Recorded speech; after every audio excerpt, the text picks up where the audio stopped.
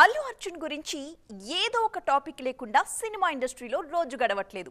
Pushpa news ఒకవైపు trending లోనే ఉంది. ఇవాళ దాన్ని బీట్ చేసి మరి వార్తల్లో వైరల్ అవుతోంది మాటల మాంత్రికుడితో అల్లు అర్జున్ సినిమా.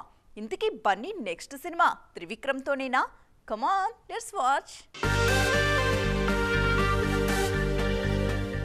ఇంకా మర్చిపోలేదు జనాలు. సందర్భం వచ్చిన ప్రతిసారి బన్నీ మేనరిజమ్స్ ని గుర్తు చేసుకుంటూనే ఉన్నారు. మళ్ళీ మీ కాంబినేషన్ లో మజా తెచ్చే సినిమా ఎప్పుడు గురు అంటూ అడుగుతూనే ఉన్నారు.